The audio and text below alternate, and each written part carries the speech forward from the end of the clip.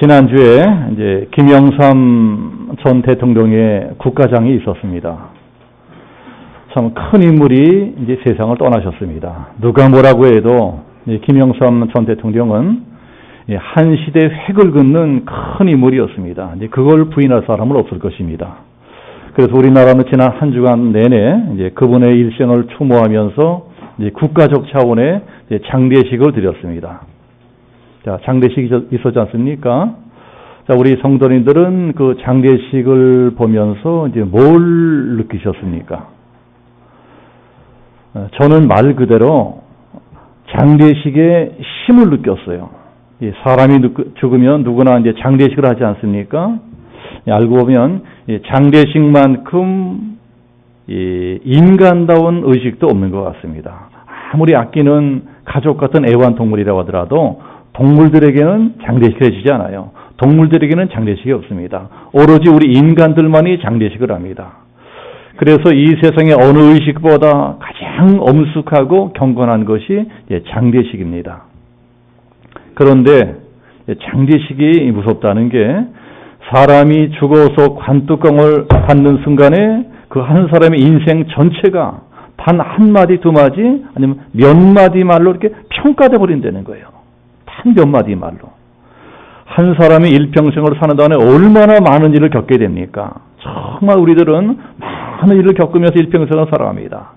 그러나 그 사람이 일평생 살면서 행했던 모든 일들이 장례식장에서 관뚜껑 꽝 하고 닫는 순간에 그저 한마디 아니면 두 마디 말로 간단하게 평가돼 버린다는 것입니다.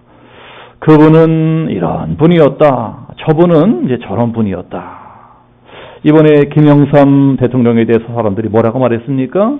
그분은 신념의 사람이었다. 또는 뭐 민주투사였다. 뭐 불굴의 의지를 가진 분이었다.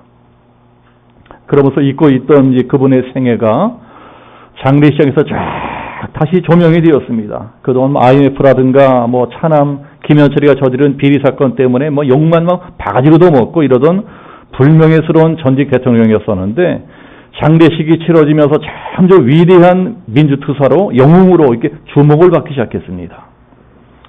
저도 이번에 국가장 치르는 동안에 가만히 지난해를 생각해 보니까 정말 김영삼 대통령이 아니면은 쉽게 할 수 없는 큰 일들을 많이 하셨구나 이런 거를 깨닫게 됐습니다.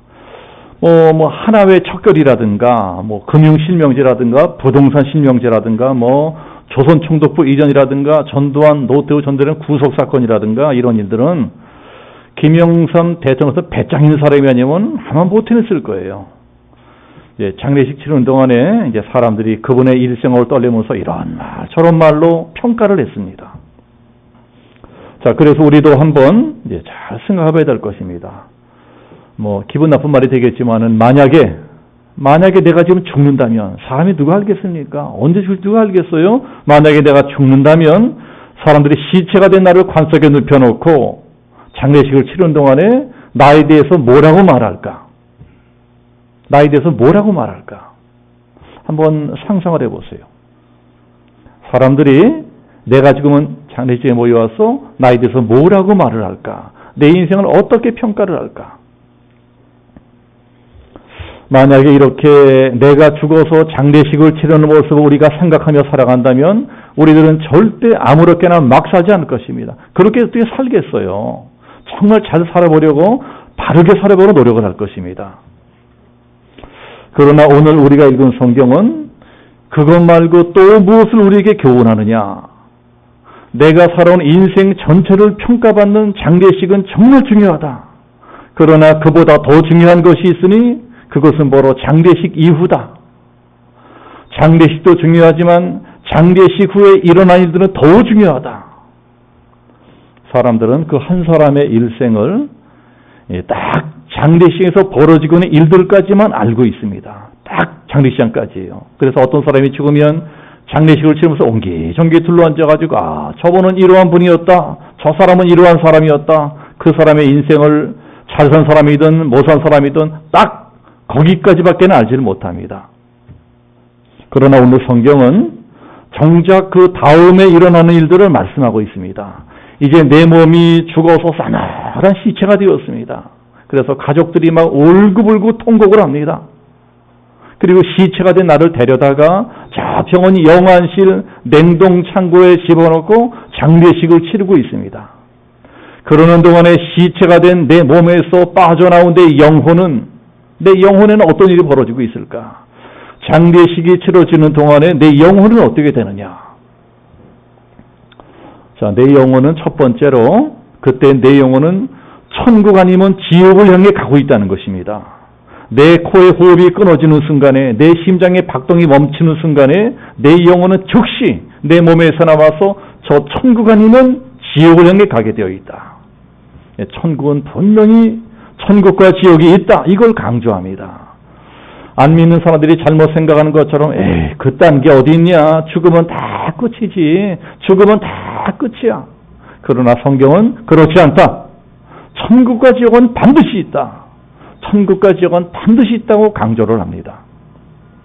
자, 오늘 말씀에는 아주 대조적인 두 사람이 나오지 않습니까? 한 사람은 거지고 또 한 사람은 부자입니다.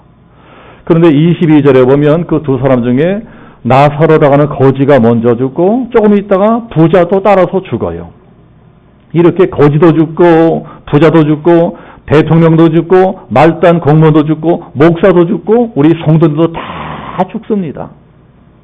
그렇게 다 죽는 것이 우리들의 인생입니다. 이 자리에 우리 모두는 언젠가 다 죽을 것입니다. 다 죽을 거예요. 그런데 오늘 말씀 보면 그 죽은 사람의 영혼이 어떻게 됩니까? 23절에 보면 부자가 죽으니까 어디로 가죠? 저가 음부에서 즉시 음부라는 곳으로 갑니다. 자, 이 음부라고 하는 것은 히브리 말로 스올 또는 게헨나라고 합니다. 이게 둘 다 이제 지옥을 뜻하는 말인데 특히 이제 스올보다 게헨나라고 하는 말이 더 구체적입니다. 자, 게헨나는 확 타오르는 불구덩이를 뜻해요. 불구덩이. 이 저주받은 불구덩이. 예수님도 지옥에 대해서 아주 구체적으로 말씀을 하셨습니다. 마가복음 9장에 보면 거기서는 구더기도 죽지 않고 불도 꺼지지 아니하느냐. 사람마다 불로서 소금치듯함을 받느니라. 자, 이 부자의 영은 불행하게 지옥으로 가게 되었습니다. 그럼 거지 나사로는 어디로 갔습니까? 22절에 보면 아브라함의 품에 들어갔다. 이렇게 말씀을 합니다. 그러면 아브라함의 품은 무엇이냐? 이게 바로 성경에서 말씀하는 천국이에요. 자, 그럼 왜 천국이라고 그러지 않고 아브라함의 품이라고 할까요? 네, 마태복음 8장에 보면 예수님이 이러한 말씀을 하신 것이 나옵니다. 장차 동서남북으로부터 많은 사람들이 이르러 아브라함과 이삭과 야곱과 함께 그 다음에 천국에 앉으려니와. 그러니까 천국이 어디냐? 거기가 천국이라는 거예요. 믿음의 조상 아브라함이 먼저 딱 들어가서 자리 잡고 앉아 있는 곳, 거기가 천국이다. 즉 오늘 말씀에 나오는 아브라함의 품은 바로 천국을 가르치는 말씀입니다. 자, 그럼 두 번째, 우리가 죽자마자 그렇게 가게 되어 있는 천국과 지옥은 과연 어떤 것이냐? 여러분, 천국과 지옥은 어떤 것일까요? 자, 천국과 지옥은 내 기억과 내 의식과 내 감각과 내 판단력 이런 것들이 너무나 생생하게 살아있는 것이다. 자, 이러한 비밀을 잘 모르는 사람들은 죽으면 다 끝이지 뭐. 죽으면 다 끝난다 생각을 합니다. 죽으면 다 끝이다. 자, 그런데 과연 그럴까요? 우리 23절 같이 한번 합독해 보겠습니다. 다 같이 시작. 저가 음부에서 고통 중에 눈을 들어 멀리 아브라함과 아브라함의 품에 있는 나사로를 보고. 자, 뭐라 그럽니까? 고통 중에 있대요. 부자가 지금 고통 중에 있다는 것입니다. 차라리 아무것도 모르면 좋을 터인데 의식이 생생히 살아 있습니다. 그런 상태에서 고통을 당하고 있는 거예요. 자, 그뿐입니까? 24절에 보면 부자가 이렇게 소리치고 있습니다. 우리 24절도 이제 같이 한번 합독하겠습니다. 다 같이 시작. 불로 이르되 아버지 아브라함이여 나를 긍휼히 여기사 나사로를 보내어 그 손가락 끝에 물을 찌고 내 혀를 서늘하게 하소서. 내가 이 불꽃 가운데서 괴로워하나이다. 자, 이게 무슨 소리입니까? 지금 감각도 생생하게 살아있는 감각도 있어요. 부자는 지금 뜨거운 불 속에 들어가 있습니다. 막 이글이글 타오는 유황불 심판을 받고 있어요. 그러면서 뜨거워 죽겠다. 막 살이 막 타는 고통을 느끼고 있습니다. 막 목마르다고 이 목마른 고통도 느끼고 있어요. 너무나 뜨겁고 목이 타서 물 한 방울만이라도 내 혀에 적셔봐서 못이 없겠다. 그러면서 고통을 받고 있습니다. 내가 이 불꽃 가운데서 괴로워하나이다. 그리고 28절 보면 기억력도 있어요. 기억력도 생생합니다. 내 형제 5이 있는데 제발 내 동생들은 여기 오지 않게 해주세요. 가족들까지 다 기억하고 있습니다. 차라리 다 잊어버렸으면 좋겠는데 죽기 전의 일들은 모조리 기억하고 있는 거예요. 그리고 뭐가 옳고 그른지 그것까지 다 판단하고 있어요. 판단력도 있어요. 판단력까지 생생히 살아 있습니다. 예수 안 믿고 지옥에 떨어진 사람들이 전부 이렇게 살고 있다는 거예요. 지옥에서. 그런데 진짜 더 끔찍한 것은 이렇게 모든 걸 생생하게 느끼고 있고 모든 걸 다 깨닫고 있는 상태에서 그 끔찍한 것을 영원히 받아야 된다는 거예요. 이 얼마나 악몽 같은 일입니까? 자, 우리들은 가끔씩 자다가 악몽을 꾸지 않습니까? 악몽을 꿔요. 악몽을 꾸면 얼마나 끔찍합니까? 막 누가 잡으러 오는데 도망은 못 가고 막 발은 안 떨어지고 모두 제가 잠이 깹니다. 그러나 아무리 끔찍한 악몽이라도 그렇게 잠에서 깨기만 하면 다 끝나는 거예요. 이제 꿈에서 아이고 살았네. 한숨을 내쉬고 다 끝나버립니다. 이게 꿈이었게 망정이지 세상에 이게 현실이면 어떡할 뻔했냐. 악몽은 그렇게 깰 수나 있지 지옥에서는요 깨어날 수도 없습니다. 결코 깨어나서는 악몽 같은 고통을 영원히 왕게 되는 것, 이게 지옥이라는 것입니다. 반대로 나사로가 들어간 천국은 어떤 것입니까? 자, 우리 25절 같이 보겠습니다. 25절 보면 아브라함이 이르되 이에 너는 살았을 때 좋은 것을 받았고 나사로는 고난을 받았으니 이것을 기억하라. 이제 그는 여기서 위로를 받고. 자, 뭘 받는다 그럽니까? 위로를 받는데, 위로를. 나사로는 지금 위로를 받고 있습니다. 천국이 어떤 곳이라고요? 위로를 받는 것입니다. 자, 지난주부터 날씨가 갑자기 많이 추워졌잖아요. 자, 그러나 아무리 추워도 애들이 학교는 가야 돼요, 학교는. 그래서 이제 추운 날 애들이 학교 갔다가 막 꽁꽁 얼어가지고 이제 집으로 돌아오는 거 보면 엄마들이 안쓰러워서 집 밖에서 기다리다가 얼른 쫓아가서 애기를 꼭 안아줍니다. 아유, 얼마나 추웠니? 얼마나 고생했어? 우리 애기 엄마가 안아줄게. 이리 와, 이리 와. 몸이 꽁꽁 어린아이가 따뜻한 엄마의 품에 안겨서 위로를 받습니다. 아브라함이 나사로를 그렇게 품에 꼭 안고 위로해 주는 거예요. 또 이 세상 사느라 얼마나 고생 많이 했니? 그럼 이제 고생 다 끝났어. 이리 와. 내가 안아줄게. 우리도 나중에 천국에 가면 예수님이 나오셔서 우리를 그렇게 품에 꼭 안아주신다는 것입니다. 예수님의 품에 안겨서 위로와 평안을 누리는 나라. 그 나라가 바로 천국입니다. 이 자리에 계신 분들은 다 그런 영생하는 천국에 들어가시기를 축복합니다. 자, 세 번째. 또 천국과 지옥은 어떤 곳일까요? 천국과 지옥은 빛과 어둠으로 나눠집니다. 평안과 고통으로 나눠집니다. 완전히 나눠진 별도의 두 개의 나라, 완전히 다른 나라예요. 자, 부자가 들어간 지옥을 설명하는 단어는 이 두 가지입니다. 두 단어. 자, 하나는 23절에 나오는 고통이고 또 다른 하나는 24절에는 괴로움입니다. 23절에 저가 음부에서 고통 중에 24절 보면 내가 이 불꽃 가운데서 괴로워하나이다. 자, 지옥이 어떤 것입니까? 끝없이 고통을 받고 끝없이 괴로워하는 것입니다. 자, 그러니 여러분들 지금 무슨 고통이 있으십니까? 지금 무슨 괴로움이 있으세요? 이 세상에서는 아무리 큰 고통도 아무리 큰 괴로움도 세월이 가면은 다 잊혀집니다. 세월이 약이겠지요. 이런 노래 있었잖아요. 세월이 약이 되는 거예요. 세월이 지나면 아무리 큰 상처도 저절로 아물게 되어 있습니다. 그러나 지옥은 아무리 세월이 지나도 그 고통과 괴로움이 영원히 계속됩니다. 영원히 끝나지 않은 그 고통과 괴로움의 장소, 거기가 지옥이라는 것입니다. 내가 그때 왜 그랬을까? 내가 그때 그 사람 말 듣고 예수를 믿었어야 되는데, 그리고 끔찍한 지옥에 오지 말았어야 되는데 나는 이제 어떡하냐? 이 끔찍한 지옥에 와버렸으니 나는 이제 어떻게 하냐? 그러면서 이 사람이 어떻게 합니까? 지옥에 들어간 부자가 자기 조상 아브라함에게 통사정을 하는 거예요. 이제 뭐라고 통사정을 해요? 28절에 보면 내 형제 다섯이 있으니 그들에게 증언하게 하여 그들로 이 고통받는 것에 오지 않게 하소서. 자, 저 따라서 한번 큰 소리로 한번 해보세요. 저 따라서 이 고통받는 것에 오지 않게 하소서. 시작. 여러분, 이 소리가 들리셔야 됩니다.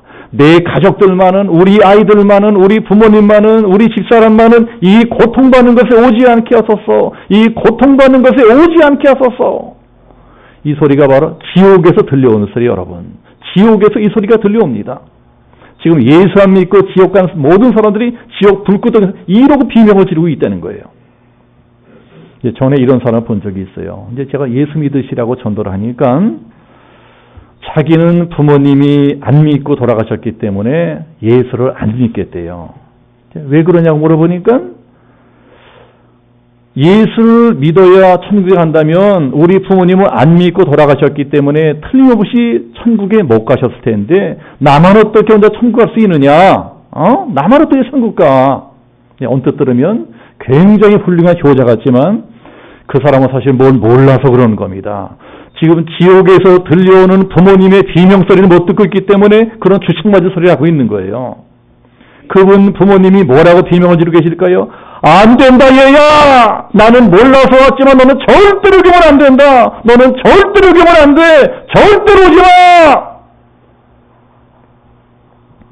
어떤 아버지가 죽어서 지옥에 갔는데 아들도 나중에 뒤따라서 지옥에 갔대요. 아버지가 갔다고 자기도 따라가요? 그래, 아버지가 지옥에 따라온 아들을 보고 기가 막혀서 대성통곡했답니다. 이놈아, 너는 왜 여기 왔냐? 나는 그저 너 하나 잘 되고 너 하나 행복하게 잘 살려고 세상에서 온갖 고생 다 하다 여기 왔는데 이놈아, 너까지 왜 애비 따라왔냐? 이 못난 놈아! 이 불량한 놈아! 이 고통받는 것에 오지 않게 하소서.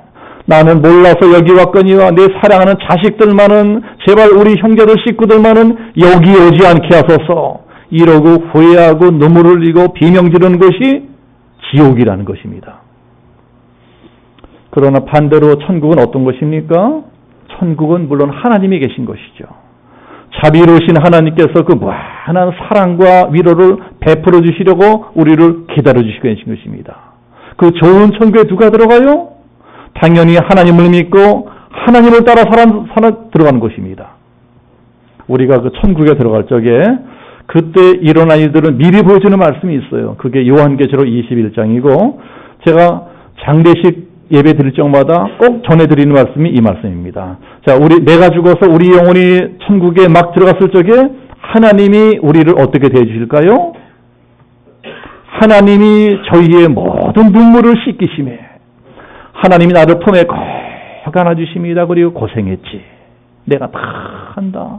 네가 세상 사는 동안 얼마나 고생 많이 하고 얼마나 슬픈 일 많이 당하고 이런지 내가 다 봤고 내가 다 알고 있다. 잘 왔다. 그래, 잘 왔어. 그리고 나를 품에 안으시고 눈물을 씻겨주신다는 거예요.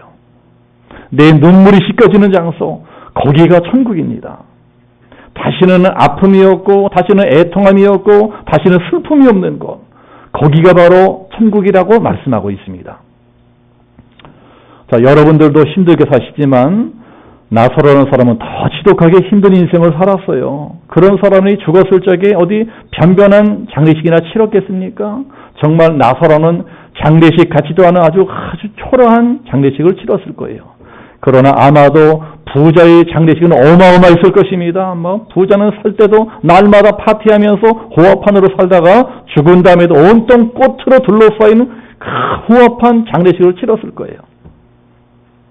그러나 두 사람의 영혼이 육체를 떠나는 순간에 상황은 완전히 역전되어 버립니다. 한 사람은 영원한 빛의 나라로, 또 한 사람은 깜깜한 어둠 속으로 떨어져 버립니다. 한 사람은 위로의 나라로, 또 한 사람은 고통의 세계로 떨어집니다.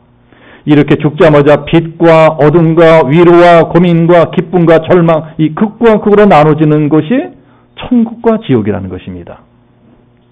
그렇게 철저하게 갈라져 있기 때문에 천국과 지옥은요 서로 왔다 갔다 할 수 없어요. 왕래가 불가능합니다. 한 번 들어가면 천국에서 지옥으로 갈 수도 없고 반대로 지옥에서 천국으로 갈 수도 없어요. 26절이 그 말씀입니다. 그뿐 아니라 너희와 우리 사이에 큰 구렁텅이에 놓여 있어 여기서 너희에게 건너가고자 하되 갈 수 없고 거기서 우리에게 건너올 수 없게 하였느니라. 자, 아셨죠? 그래서 죽은 사람 위해서 아무리 기도해도요 소용없습니다. 그런다고 지옥 간 사람이 천국 갈 수 있는 게 아니에요. 그런 걸 가르치는 종교는 다 가짜고 다 사기꾼들입니다. 그런데 속으면 안 됩니다. 그런 건 없어요. 일단 죽으면 내세의 운명은 절대 바꿀 수도 없고 돌이킬 수 없습니다. 내세의 운명은 오직 살아있을 적에 결정이 됩니다. 죽는 순간에 늙는 거예요. 그때는 이미 영원한 천국으로 하게 되든가 아니면 영원한 지옥으로 들어가게 되든가 이미 결정이 나버린 상태입니다.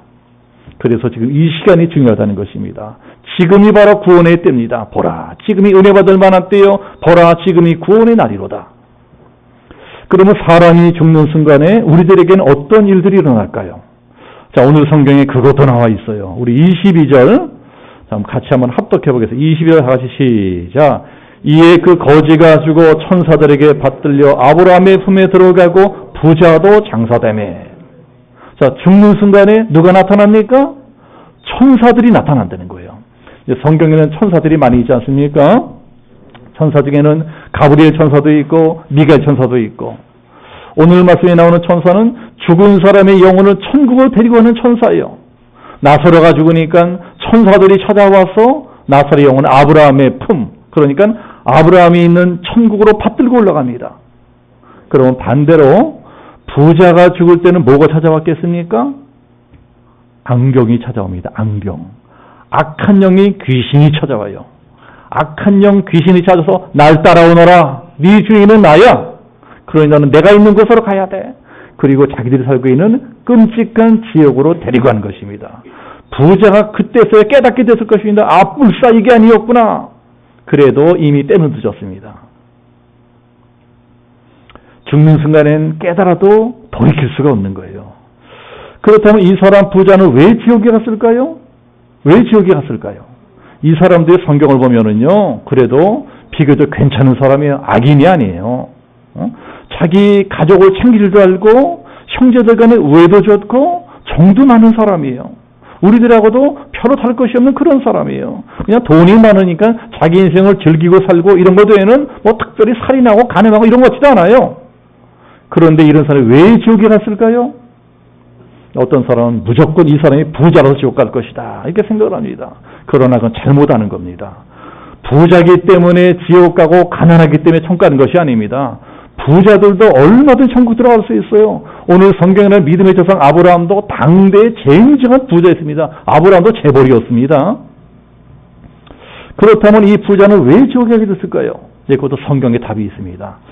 30절을 보면 이게 부자의 말이에요. 30절 이르되 그렇지 아니이다. 아버지 아브라함이여 만일 죽은 자에게서 그들에게 가는 자가 있으면 회개하리이다. 만일 죽은 자 가운데서 그들에게 가는 자가 있으면 뭐라 그럽니까? 회개할 것입니다. 이게 정답이에요. 이 사람의 문제가 이것이었습니다. 이 사람은 도무지 회개할 줄을 모르는 인생을 살았습니다. 회개할 기회가 있었음에도 불구하고 회개하지 않았어요. 회개만 하면 죄사함 받고 구원받을 길이 얼마나 열려 있었는데도 끝까지 회개하지 않아요. 끝까지 뺀질뺀질하게 회개하지 않습니다. 갑자기 죽어버린 거예요. 이 사람이 지옥에 들어가서 그걸 깨닫게 됩니다. 내가 남보다 뭐 특별히 많은 죄를 저지른 것도 아니고 살인한 것도 아니고 그런데 왜 내가 여기 왔을까? 그렇구나. 회개하지 않았기 때문이로구나. 회개하기만 했으면 얼마든지 여기 안 올 수 있었는데 끝까지 내 죄를 회개하지 않았기 때문에 내가 여기 왔구나. 가슴을 치고 회를 합니다. 그러니 아직도 이런 걸 모르고 살고 내 형제들에게 어서 좀 나사로를 좀 보내주라는 거예요. 나사로를 보내주시면 죽었다가 살아난 나사로를 보고 내 형제들이 회개할 것입니다. 죽었던 사람들이 살아와서 말해주면 회개할 것입니다. 그러나 하나님은 어떻게 하십니까? 아주 냉정하세요. 여러분, 우리 하나님이 얼마나 냉정한 줄 아세요? 냉정할 때 냉정히 잘라버리십니다. 그럴 것 없다. 이 세상에는 천국과 지옥에 대해 가르치는 선지자들도 있고 목사들도 있으니까 구태여 나사로까지 다시 살려보낼 것 없다. 모세와 선지자들의 말을 듣지 않은 자들, 목사들의 설교를 듣고도 회개하지 않은 그런 자들은 만약에 죽은 자가 다시 살아나치더라도 절대로 믿지 않을 것이다. 여러분 정말 그럴까요? 예, 성경은 그렇다고 말씀합니다. 오늘 성경에 나오는 거지의 나사로와 동명이인이 또 성경에 있지 않습니까? 그게 누구예요? 요한복음 11장에 나오는 마르다와 마리아의 오빠의 나사로의 나사로. 그 사람이 죽었습니다. 장사 지내고 무덤에 들어가니 나흘이나 되었어요. 그런 죽은 시체를 예수님이 다시 살려내십니다. 부활시키세요. 나사로야 나오너라. 그러니까 죽은 사람이 소리를 칭칭 동요낸 채로 살아나오는 겁니다. 사람들이 기적 체풍을 했습니다. 자, 이런 기적이 일어났으면 그걸 본 사람이 다 예수님 믿었을까요? 기적이 일어났으니까 다 예수님 믿어야 될 거 아니에요? 근데 천만의 말씀이 되는 거예요. 그러한 기적을 보고도 안 믿는 사람은 절대로 안 믿습니다. 그걸 보고도 회개하기는커녕 바로 예수를 붙잡아다가 십자가에 못 박아 죽여버렸어요. 회개 안 할 사람은 죽은 사람이 다시 살아나 돌아온다고 하시더라도 이게 뭐냐? 이거 어떻게 된 거야? 놀래기는 할 망정 절대로 회개하거나 믿지는 않을 거라는 것입니다. 그러니까 천국에 누가 들어갑니까? 회개한 사람만이 들어갈 수 있습니다. 그러면 지옥에 누가 갑니까? 끝까지 뺀질뺀질 회개하지 않아요. 그러한 사람이 들어가는 것입니다. 그 회개란 무엇입니까? 회개란 돌아서는 것입니다. 죄로부터 방향을 바꿔서 돌아서는 거예요. 죄로부터 돌이켜서 내 인생을 하늘 쪽으로 돌이키는 겁니다. 이게 회개입니다. 자, 그러한 회개나 결단은 쉽지 않습니다. 때로는 내가 손해를 봐야 돼요. 내가 희생해야 됩니다. 좁은 길을 걸어가야 됩니다. 험한 길을 걸어가야 돼요. 하나님과의 약속을 지켜야 됩니다. 그런 결단이 없으면 들어갈 수 없는 것이 천국이라는 것입니다. 그러나 반대로 여러분 지옥 가는 거는요 너무나 쉬워요. 이 세상에 제일 쉬운 일이 지옥 가는 길입니다. 성경이 뭐라고 교훈하든 목사가 무슨 설교를 하든 너는 떠돌아 나는 모르겠다. 끝까지 회개하지 않고 그냥 나 좋은 대로 나 편한 대로 내 마음대로 높은 길을 계속 가다 보면 맨 나중에 자동적으로 도착하게 되는 것 거기가 지옥입니다. 그런 인생의 최후 종착역이 지옥이라는 것입니다. 그럼 나사로는 어떻게 지옥에 가느냐? 자, 우리들은 이것을 알아야 됩니다. 나사로가 그저 가난했기 때문에 천국 간 것이 아닙니다. 사람이 좋아서 간 것도 아니에요. 나사로는 하나님을 믿었습니다. 하나님을 믿었기 때문에 천국에 간 것입니다. 나사로는 이름 뜻이 그런 거예요. 나사로가 무슨 뜻이에요? 하나님은 나의 도움이시라. 우리 다 같이 저 따라서 한번 해보세요. 하나님은 나의 도움이시라. 비록 거지였을 망정 나사로는 하나님을 믿었습니다. 하나님을 믿고 하나님의 도움만을 바라며 그렇게 평생을 살았어요. 비록 거지일지언정 하나님을 믿고 하나님의 도우심만을 바라며 살았습니다. 그랬기 때문에 천국에 간 것입니다. 자, 그렇지만요 아무리 가난해도 끝까지 고집부리고 회개하지 않으면요 결국은 지옥 갑니다. 참 그런 사람은 기가 막힌 사람입니다. 이 땅에서도 가난뱅이로 짤짤 고생하고 살다가 그거 모두 억울해 죽겠는데 죽어서도 지옥에 들어가요. 이런 멍충이들이 어디 있습니까? 그러나 반대로 부자도 얼마든지 손갈 수 있습니다. 창세기에 나오는 아브라함, 이삭, 야곱, 요셉, 욥기에 나오는 욥 당대 쟁쟁한 부자들이었습니다. 그런데도 모두 천국에 갔어요. 어떻게요? 하나님을 믿었기 때문에. 부자뿐만이 아니라 왕들도 대통령도 천국 갈 수 있습니다. 대통령이 때 천국 가는 것이 아니라 하나님 믿었기 때문에 예수를 믿었기 때문에 가는 것입니다. 그렇지만 문제는 그렇게 부자면서도 믿음이 좋은 사람이 참 드물다는 거예요. 그래서 아무래도 부자는 천국 갈 확률이 더 적을 것입니다. 왜냐? 부자이기 때문에 그때 하나님이 너라고 수고하지 않아도 하나님이 도와주지 않아도 내 돈이 다 해결해줘. 돈이. 돈 가지고 안 되는 것이 있습니까? 그래서 하나님보다도 내 돈을 더 믿게 됩니다. 돈이 뭐 다 된다. 그러니 그런 사람이 어떻게 믿음이 좋아지겠어요. 그래서 저는 아무래도 가난한 사람이 천국 갈 확률이 훨씬 많다고 봅니다. 가난하기 때문에 하나님만을 더 의지할 수밖에 없어요. 가난하기 때문에 하나님이 도와주세요. 저는 하나님이 도와주는 살아갈 길이 없습니다. 그래서 나사로인 것입니다. 하나님은 나의 도움이시라. 그 믿음이 나사로를 하나님의 자녀로 만들어준 것입니다. 그렇게 철저히 하나님만 의지하고 살아가는 나사로를 하나님의 자녀로 만들어주십니다. 그러니 하나님의 자녀가 하나님의 집인 천국에 들어가는 게 너무나 당연하지 않겠습니까? 아이들이 놀다가 해가 지면은 부모님이 계시는 집으로 들어있는 너무나 당연한 것처럼 우리들처럼 예수 믿는 하나님의 자녀가 죽어서 천국 들어선 것은 너무나 당연하다는 것입니다. 세상에 자기 자녀의 이름을 모르는 사람이 어디 있겠습니까? 그래서 하나님께서도 자기 자녀의 나사로의 이름을 정확히 알고 계세요. 20절 나사로라 이름하는 한 거지가 이름을 알고 계세요. 오늘 성경에 그러나 부자 이름이 나옵니까? 부자 이름은 없어요. 부자가 이름이 없었겠어요? 떵떵거리고 큰 소리 칠 만한 이름이 있었을 거예요. 그런데 성경은 그 부자 이름을 묵살해버립니다. 너같이 지옥 들어갈 인생은 이름도 기억할 필요가 없다. 그래서 그 부자는 성경에 이름도 없어. 이름도 없어. 그저 잘 먹고 잘 사다 그냥 지옥 간 인간입니다. 그러니 그 부자는 이 세상에서는 굉장했을지 모르지만 성경에서는요 이름도 없는 무명이에요. 무명. 그러나 나사로는 비록 이 세상에서는 거짓하며 살았을지언정 그 이름 석자가 성경에 딱 기록되어 있습니다. 나사로가 세상을 올 때 그걸 이름 누가 기억했겠어요? 그지를? 그런데 하나님은 그 이름을 정확히 알고 성경에 딱 기록해 놓았습니다. 자, 이 자리에 계신 우리 성도님들도 저 하늘나라 생명책에 그 이름이 다 기록되어 있다는 것을 믿으시기를 축복합니다. 우리는 저 하늘나라의 생명책에 이름이 기록되어 있는 당당한 하나님의 자녀들이라는 거예요. 요한복음 1장 이런 말씀이 있습니다. 영접하는 자, 곧 그 이름을 믿는 자들에게는 하나님의 자녀가 되는 권세를 주셨으니 예수를 믿는 우리들에게는 하나님의 자녀가 되는 권세가 주어졌다는 것입니다. 자, 아들이나 딸이나 아버지한테 뭐든지 구할 수 있잖아요. 아들이고 딸은 아버지한테 구할 자격이 있어요. 내가 하나님의 자녀라는 것이 확실하게 믿어진다면 그때는 무엇이든지 구해도 됩니다. 구하라. 그러면 주실 것이요. 찾으라. 그러면 찾을 것이요. 문을 두드리라. 그러면 열릴 것이니라. 그러나 끝까지 예수를 믿지 않는 사람들에게는 어떤 일이 일어날까요?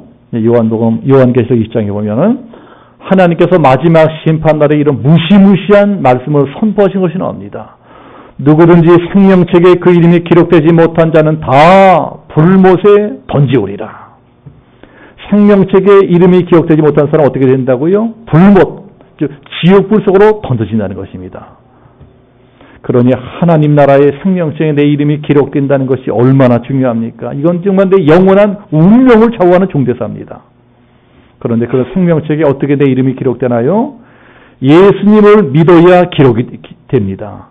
예수님은 내 인생의 구주로 믿고 내 죄를 고백하는 순간에 저 영원한 하늘나라의 생명책에 내 이름이 딱 기록된다는 것들을 믿으시기를 축복합니다. 우리가 우리 아이들의 이름을 다 알고 있듯이 하나님께서 예수 믿고 하나님의 자녀가 된 우리들의 이름을 다 알고 계세요. 그리고 우리도 우리 아이가 태어나면은 그 이름을 딱 호적에 올려놓듯이 하나님도 우리 이름을 생명책에 딱 기록해 놓으십니다. 일단 그 생명책에 이름이 기록되기만 하면 그 사람이 이 세상에 어떠한 인생을 살았든 나사로처럼 가난하게 살았든 아니면 돈 많은 재벌로 살았든 모두가 다 천국에 들어가게 됩니다. 우리가 예수님을 잘 믿는다는 것이 이렇게 중요한 것입니다. 이건 정말 영혼을 좌우하는 중대사입니다. 자, 지난주 우리나라는 이제 대통령을 지내신 큰 힘으로 떠나보내는 국가적인 장례식을 치렀습니다. 그러나 지난주에 세상을 떠나신 분이 어디 김영삼 대통령뿐이겠습니까? 전국의 방방곡곡 영화실마다 무수한 장례식이 치러졌을 거예요.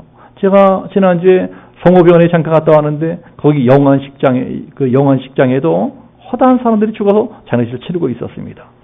그리고 언젠가 우리도 죽어서 그러한 장례식장으로 가서 장례식을 치르게 될 것입니다. 그렇다면 나는 어떠한 장례식을 치르게 될까? 사람들이 장례식장에 모여서 나를 어떻게 기억해주고 뭐라고 내 이야기를 하면서 내가 아등바등 살아온 내 한평생을 평가해 줄까? 자, 이런 걸 생각하면 장례식도 정말 중요합니다. 내가 태어난 날도 중요하지만 내가 죽어서 세상을 떠나가는 장례식도 정말 중요합니다. 그러나 오늘 성경은 뭐라고 말씀합니까?